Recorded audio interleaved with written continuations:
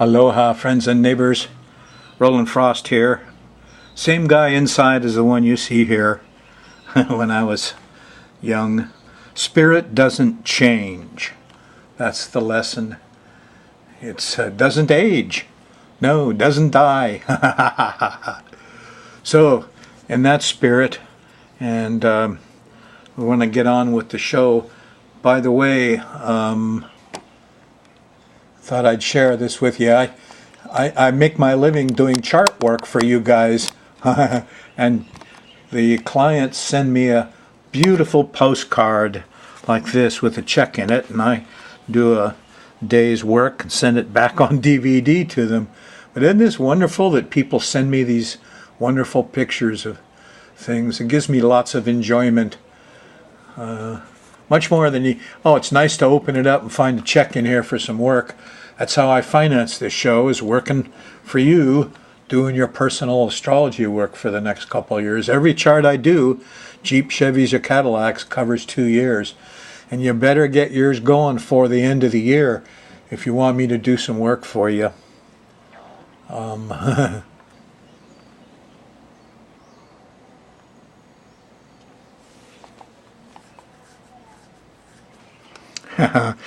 Well, you just had a full moon, didn't you? On the 8th. So, that full moon was on the planet Uranus. Zap! So what a full moon on anybody's rising sign does, they turn into a little bit of a lunatic, exaggerated emotions, and see things, differently. For you, a full moon on the planet Uranus makes things twirly. Yes, tornadoes, hurricanes all over, and shaky, earthquakes. Those are the tools of Uranus to do something. And what will happen is you can feel all alone very suddenly. Eek, the power went out. And the next day you realize you've got a freezer full of steaks that are going to rot. So you go out and ask your neighbors to come to your free steaks. Come and get them at my house tonight, and you get together. And that's what Uranus really does. It's a very strange character. The age of Aquarius, 2,000 years we got of this. So I understood this when I started getting into the glyphs, the crescent of people, the moon, and the circle of spirit, and the cross of matter. They're just 3 things that make up these planetary symbols. And when you look at Uranus, very curious. There's 2 people not talking to each other. Of course, this looks like an amplifier tube and things too, but let's just understand it with people. This is the Aquarius ruler. Here's these 2 people, see, in the faces. That's what the faces of fleshed beings. They're facing away from each other. They're not talking to each other. Then something happens. The cross of matter ties them together. It's like all the guys down in the shop. They're all different ethnicities and religions and diets and backgrounds, and a lot of them, they don't talk to each other too much. And then suddenly they're faced with a problem in the physical world. It's money, it's food, it's oftentimes safety and health. And what happens? A union. These folks are tied together by the cross of matter. It's over the little circle of spirit. They don't care what your religion is or what your spiritual stuff is. No. The union works because it's a matter of physical stuff, safety and health and food and money and stuff. And that's what makes these people all get together. That's what's happening in your world. We watched hundreds of thousands of people march over global warming in New York, and nobody noticed on the news what's going on. Oh, well, we got a war. Excuse my cynicism. I am kind of cynicism.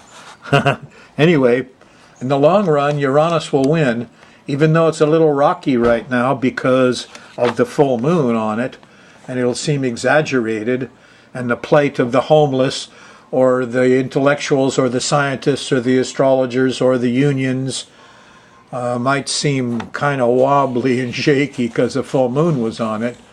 It's still there, and this is the age of Aquarius, and so we will win. What's in the sky mirror, huh? What's coming up for you in the next 10 days? I've drawn you up a chart. And it's kind of interesting. Here right away you can see, here was your full moon, just happened a couple days ago, the sun opposing Uranus. And noticeably, Uranus is here near the south node, which is sucks up the nurturing. Oh my God, what's this? These are journalists, huh? And everybody's going to take a whack at Uranus.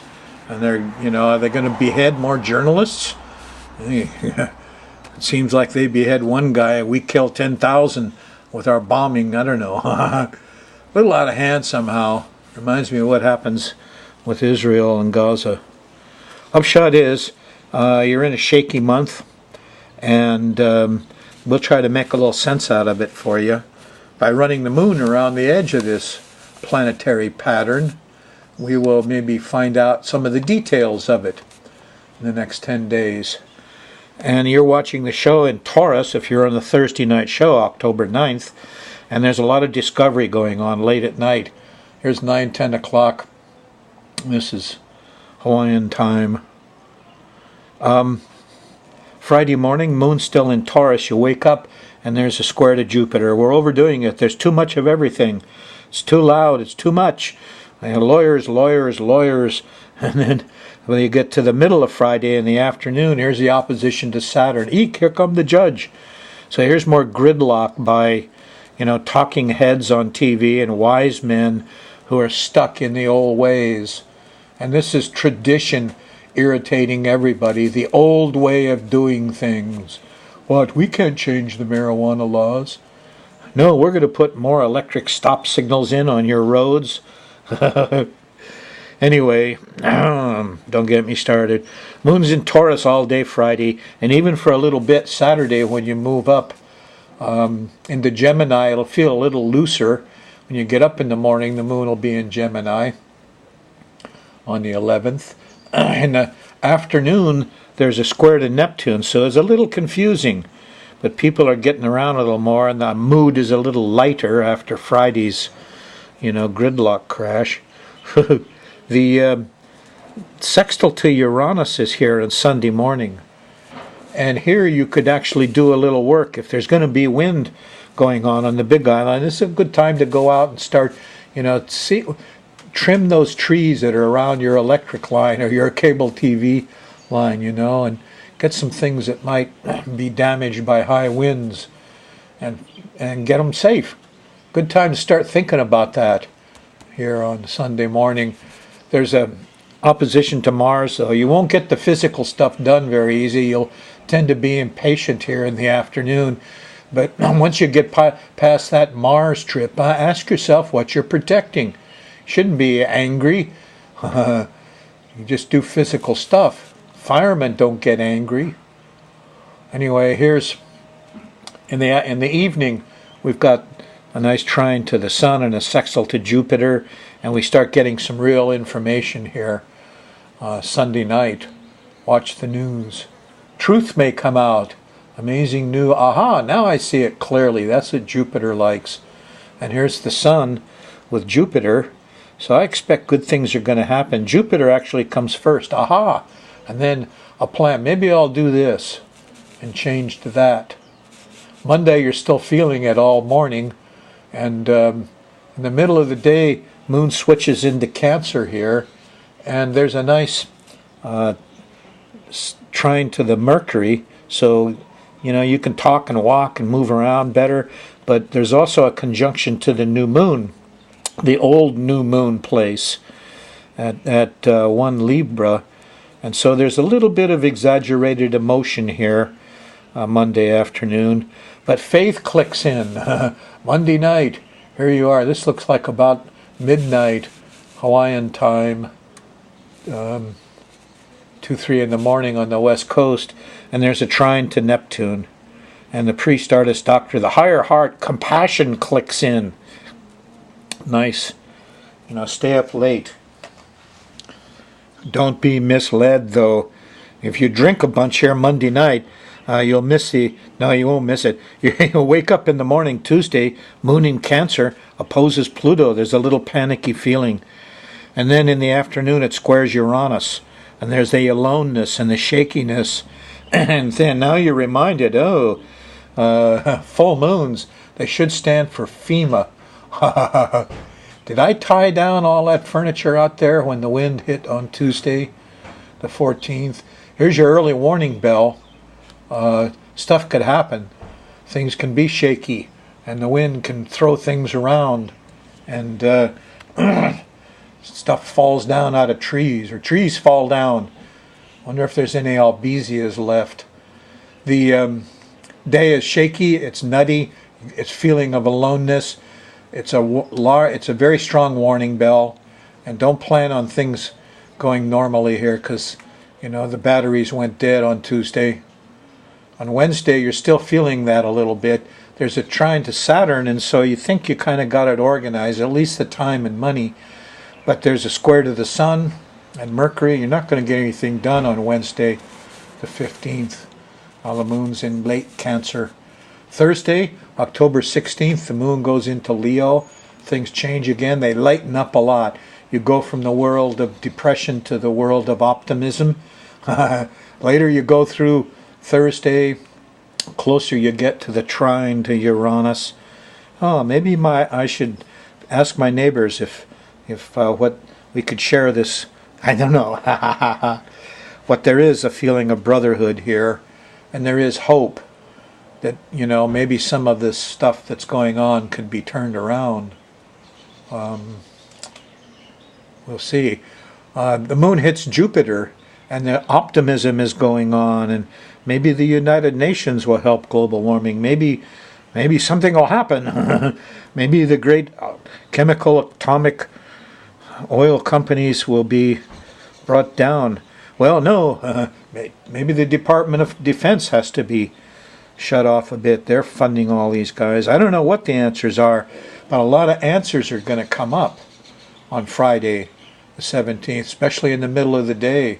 And there's goodies here. Here's, a nice thing to Venus. Oh boy, we got something nice going on, and the Sun, and we feel like we get things done here Friday night, the 17th.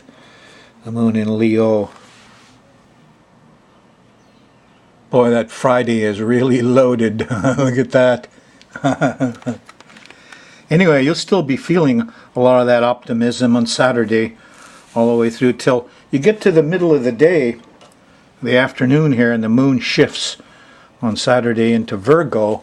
And once that happens, there's the opposition to Neptune. Now you got problems with liquids and water and confused. You feel lost and cloudy, Well, that's okay. That's normal for Saturday night.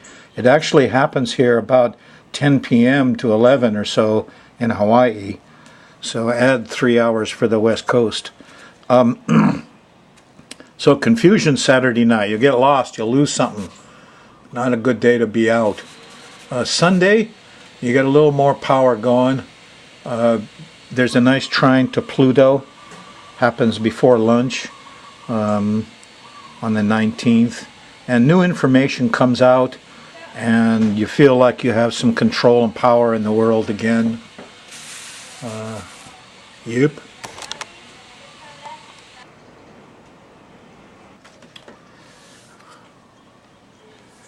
Okay, if you get a chance, October 19th, Sunday in Waimea at the Kahilu Theater, they're going to show Race to Zero. And there's going to be some panel discussion afterwards. I'm going to be there. This is all. Race to Zero is about trash. San Francisco's trash answer. Yes. Guam also. Guam has a no burn policy, and they took them 5-6 years, I'm told, and they recycle 100% of their trash. Guam is about the same size as a big island. Now, this could be important because, it appears as we go along more and more that there are people here that want very badly to put this incinerator into Hilo and burn trash and put more carbon in the air, make global warming worse, pollute the people of Hilo and most of the Big Island and other places with the toxins that come off this trash. and scatter the ashes around, and they don't give a damn for our safety and health or for the environment. That's very clear. Yeah, and they're very tricky. I was there for this fiasco 20 years ago when they tried Wheelabrator. We wanted to get into Waipahu, and we had a huge revolution, and they were forced out to Campbell Park. They still put their incinerator out there. But, okay, what comes up, the reason I think this is important to people organize and start looking at the real answers here is, now I'm here on the 25th of September. Pluto, this looks really bad, but here, what's going on? Well, alarm bells, eek. So I was the third speaker at a huge meeting in Waipahu when they tried to put one of these contraptions into Waipahu. And, the night before I went to give my speech, I was right after Patsy Mink and the governor, a guy from A&B called me up and offered me a job, a fat job, if I wouldn't go and give the speech. So I don't like this stuff. And what we got here is we got a Wheelabrator guy and somebody who's been in that corporate thing, and he's just been named as a county's deputy solid waste division chief. Whew! From Wheelabrator, and then Wheelabrator is on the bid, and this is what's going on here? Who did this? Here's Solid Waste Division Chief Greg Goodall shows Hilo landfill operations to the County Environmental Management Commission. That must be these three people. Oh my God, what happened? So here we go again. Environmental Management Director told the Environmental Management Commission on Wednesday about Kauai's appointment. She said he'd be working 2 days over Hilo, 2 days over here. I mean, the commission, which recently met Kauai when he gave him a tour of the landfill that's operated by Waste Management, who he worked for 20 years. When asked about the potential conflict of interest, Lighthead Todd said, after the meeting, Kauai would have nothing to do with the bids on the waste-to-energy facility. Waste-to-energy? Crap. Then Lighthead said, confusion, there's a Chinese wall, Lighthead Todd said, referring to the business practice of creating an information barrier to prevent exchanges of information that could cause conflicts of interest. Yep. Billy said, if any of my staff talks to any of these vendors, he said, I'll fire them. Well, maybe he's too late. So Lighthead Todd appointed this guy, and nobody else had a word to say in it. And, geez. Oh, she says,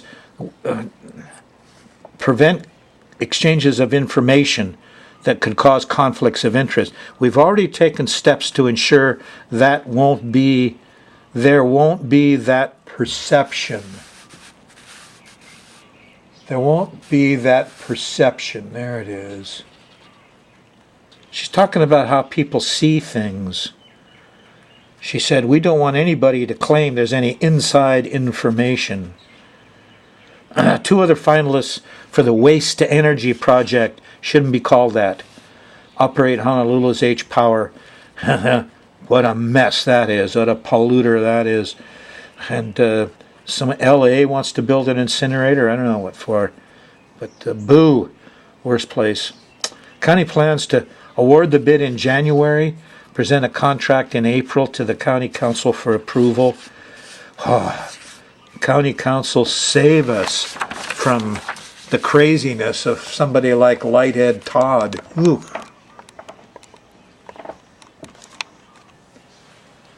That's why this is important.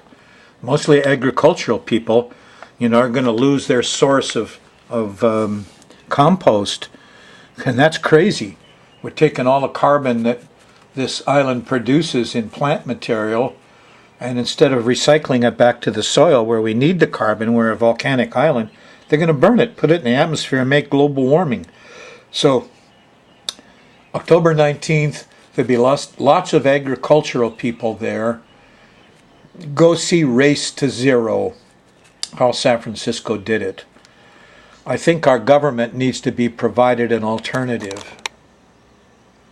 to waste to energy. Eek. Okay, here's a little review of some of the other lunacy going on. So our president took a lunacy hit and couldn't restrain the military, and I did this work on Mars, opposing the rising sign. There's all these young men from ISIS with their knives and their swords. Mars likes to use sharp things, huh? And, okay, so the 3 dates that were important here, around the first date, everybody just got all hoo-hoo about the bloodies. You know, taking a guy's head off is painless, by the way. Look at the way they do it in Texas. Horrible executions. Anyway, next thing you know, there's this, here's the 921, the rising sign, the body hit, and there's a young man who gets in, made it inside. Okay, he jumped the fence and made it into the presidential residence before being apprehended. And he was carrying a knife. Yes. Wow. Well, of course, nobody's talking about this now.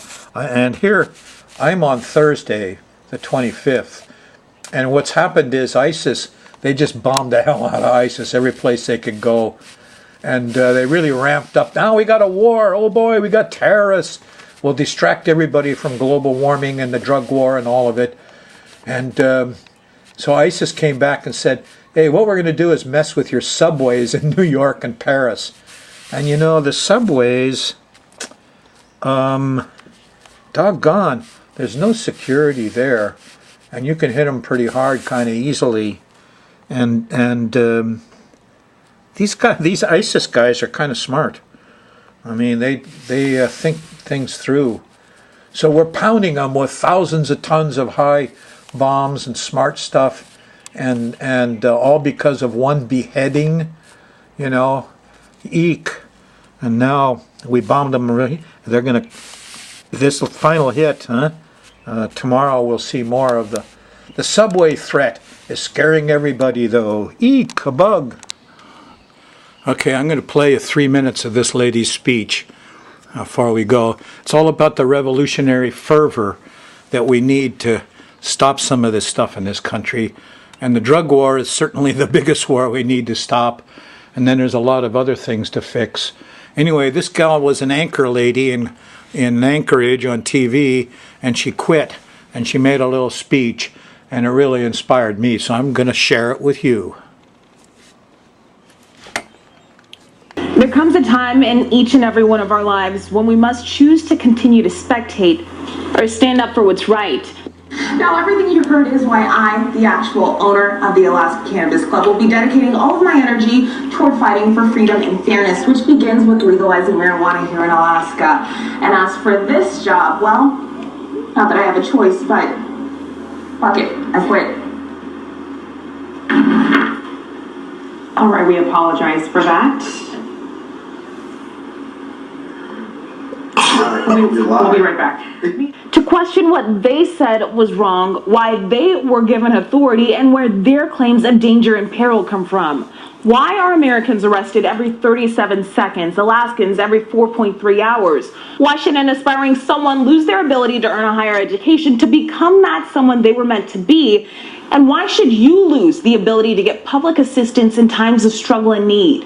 Marijuana? They say it's a myth that anyone is jailed for simple possession. Regulating it will force it on our children. If you're allowed to smoke it in the privacy of your home, society as we know it is all but ruined.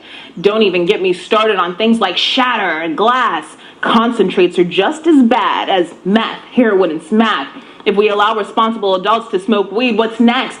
Legalizing crack? But a simple Google search will show prohibitionists don't know how to use Google, or just don't care to fact check and choose to use fear-mongering to fool you. Last year in Alaska, there were 669 arrests. 2,697 in the past 3 years. Colorado itself says youth usage rates are falling. That's what the no-weed people don't want you to hear. Now shattering glass and green crack and BHO are to dry herb what hard liquor is to beer. If responsible adults should be allowed to choose how they like to drink, why differentiate my toke from your beer? Who's listening? Who is willing to take a stand? I'm not afraid, clearly. But if you are, I don't judge you or any other man. Nearly a century of marijuana prohibition and stigma have stained America, the land of the free and home of the brave. But we have a chance to start taking back the right. Today it's marijuana prohibition, and once we get that done nationally, we the people will realize that we are stronger than ever, and you will feel empowered to take up what you choose to fight. Advocating for freedom and fairness should be everyone's duty. I'm making it my life work to uphold what America stands for truly. Life, liberty, and the pursuit of happiness, ideals that now need to be defended. But I can't do this alone. I need you, in the very least, to start the conversation. Talk to a friend, a mother, a coworker, brother, anyone. Just share your own My Marijuana story. Show them that we smokers are responsible, contributing members to society. Changing one heart and mind at a time is the only way to legalize marijuana and bask in Lady Liberty's glory. And CEO of the Alaska Cannabis Club, and voting yes on ballot measures. Smokers are responsible, contributing members to society. Changing one heart and mind at a time is the only way to legalize marijuana and bask in Lady Liberty's glory. My reporting name is Charlotte Grain. My real name is Charlene Egby. I'm the president and CEO of the Alaska Cannabis Club. I'm voting yes on ballot measure 2 in Alaska on November 4th because I am a true American. And voting yes on 2 is a vote for liberty, freedom, and fairness. Where do you stand? I stand with you, Charlene. Was it Sanjay Gupta said we have been misled for over 70 years. War on Woodstock, war on freedom. So end the drug war first. It's a necessity, folks. Get these police off our backs.